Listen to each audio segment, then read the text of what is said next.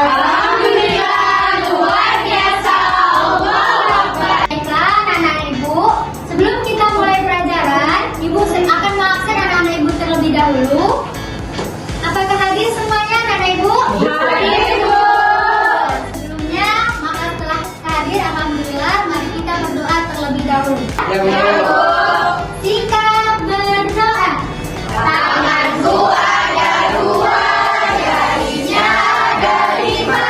Ku gabungkan semuanya, mari kita berdoa. Berdoa dimulai. Bismillahirrahmanirrahim. Siang hari ini kita akan mempelajari sifat-sifat Rasul. Di sini anak ibu ada yang ingat? Minggu lalu kita mempelajari apa? Ada sifat-sifat di Allah.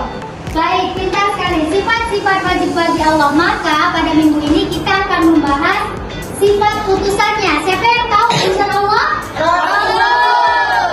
Nah, bagus sekali. Kita di sini akan membahas sifat-sifat Rasul. Anak-anak ibu ada yang tahu sifat-sifat Rasul itu terbagi menjadi berapa? Sifat-sifat Rasul ini terbagi menjadi dua, yaitu sifat wajib bagi Rasul dan sifat mustahil bagi Rasul. Sifat wajib bagi Rasul itu apa, Bu? Sifat wajib bagi Rasul itu adalah sifat mulia yang harus ataupun wajib yang dimiliki oleh Rasul Allah. Sifat wajib bagi Rasul ini merupakan suatu kesempurnaan kepribadian Rasulullah. Karena apa? Beliau menyampaikan wahyu dan petunjuk dari Allah Subhanahu wa taala terhadap umat Islam. Selanjutnya kita akan membahas sifat mustahil bagi Rasul. Sifat mustahil bagi Rasul ini merupakan sebuah antonim. Anak-anak ibu tahu apa itu antonim? Iya, sifat mustahil bagi Rasul ini merupakan lawan kata dari sifat wajib tadi, yaitu sifat yang tidak mungkin dimiliki oleh seorang Rasul. Selanjutnya, Bu, apa sih pembagian-pembagian dari sifat Rasul ini? Wajib bagi Rasul ini terbagi menjadi 4 macam. Yang pertama itu ada sidik, yang kedua amanah, dan yang ketiga tablik, dan yang keempat adalah pahala. Sidik artinya apa, Bu? Sidik artinya adalah jujur. Yang mana Rasulullah SAW adalah seorang yang jujur dalam menyampaikan wahyu yang diterimanya melalui perantara malaikat Jibril. Dan yang kedua adalah amanah. Seorang Rasul harus memiliki sifat amanah. Kenapa? Wahyu yang disampaikan dari Allah kepadanya harus disampaikan kepada umatnya, tidak boleh dia menyembunyikan. Dan yang ketiga adalah tablik, menyampaikan apa yang telah diberikan ataupun apa yang telah diperintahkan oleh Allah terhadap umat manusia ataupun umat Islam. Dan yang terakhir adalah fatonah, cerdas. Kenapa Rasul harus cerdas, Bu? Karena seorang Rasul ketika menerima wahyu dari Allah Subhanahu wa taala, beliau harus paham apa arti ataupun makna dari ayat tersebut. Paham anak-anak ibu? Paham, Bu. Selanjutnya kita akan membahas sifat mustahil bagi Rasul. Jadi anak-anak ibu, sifat mustahil bagi Rasul ini terbagi menjadi 4 macam. Yang pertama ada kizib, khianat, dan yang ketiga ada fitnah, dan yang keempat ada balada. Jadi yang pertama adalah kizib. Kizib artinya berdusta. Jadi seorang Rasul tidak mungkin berdusta. Apa yang disampaikan oleh Allah, maka itulah yang akan disampaikan kepada umatnya. Dan yang kedua adalah khianat. Tidak mungkin Rasul tidak dapat dipercaya. Rasul pasti dapat dipercaya. Apa yang disampaikannya, itulah yang akan diberikannya kepada umatnya. Ketiga adalah hikman. Hikman apa, Nana? Menyembunyikan. Hikman itu menyembunyikan. Tidak mungkin Rasulullah menyembunyikan apa yang telah diwahyukan oleh Allah Subhanahu wa taala dan harus diberikan kepada umatnya. Ya, kepada umatnya. Dan yang terakhir ada baladah, bodoh. Tidak mungkin seorang Rasul bodoh. Yang mana wahyu Allah itu harus ditafsirkan ataupun harus mengerti maknanya. Maka Rasulullah SAW wajib memiliki sifat, tidak boleh memiliki sifat baladah. Jadi kalau ingin mengajar anak ibu menghafal nih apa-apa saja sifat-sifat Rasul dan apa sifat-sifat mustahil bagi Rasul. Jadi supaya anak ibu mudah untuk menghafalnya, kita nyanyi bersama-sama ya.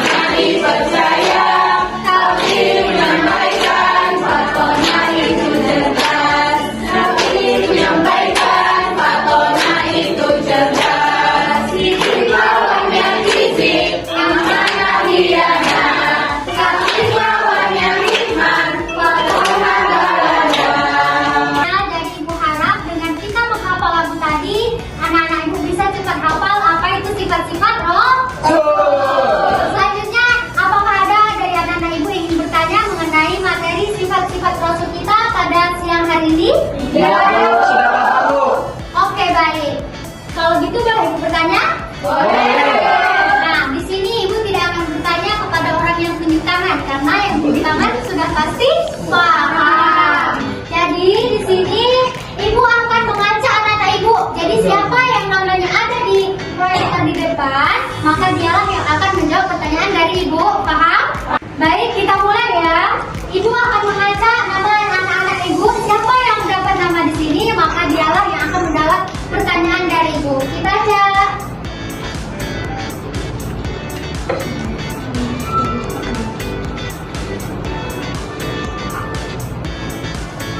Eca, kepada anak Eca untuk silakan maju ke depan. Ibu butuh satu orang lagi, maka Ibu akan mengajak sekali lagi. Siapa ya yang kali ini akan mendapat pertanyaan dari Ibu? Bu Hari.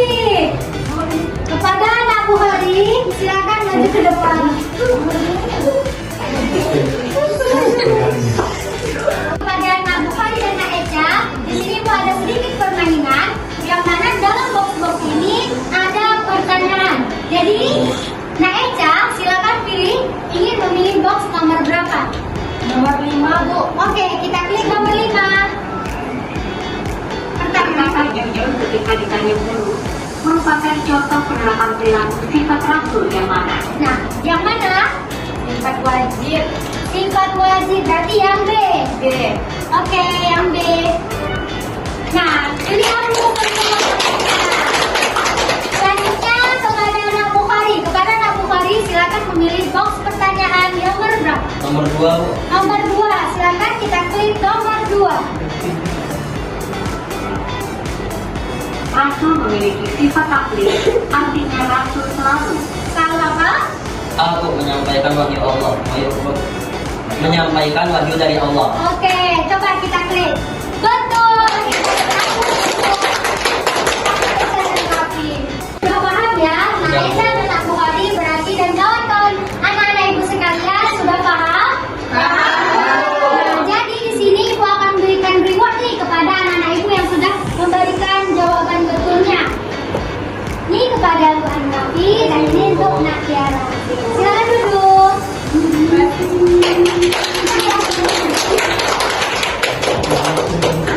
Oke. Jadi Ibu simpulkan bahwa anak-anak Ibu sudah paham mengenai sifat-sifat Rasul. Jadi kesimpulannya dalam materi kita pada saat siang hari ini, Ibu menyimpulkan bahwa sifat-sifat Rasul itu merupakan sifat yang harus ataupun wajib dimiliki oleh seorang Rasul. Maka kita sebagai hambanya atau sebagai umat Islam hendaknya meneladani sikap-sikap Rasul tersebut. Anak Ibu sudah paham ya? Sudah paham. Maka dari itu Ibu tutup pembelajaran kita pada siang hari ini. Sebelum kita tutup, kita membaca doa kafaratul majlis. Subhanakallahumma wa bihamdika asyhadu an la ilaha illa anta astaghfiruka wa atubu ilaik. Baiklah, lebih kurangnya Ibu mohon maaf. Wabillahi taufiq wal hidayah. Wassalamualaikum warahmatullahi wabarakatuh. Ibu pergi dulu ya.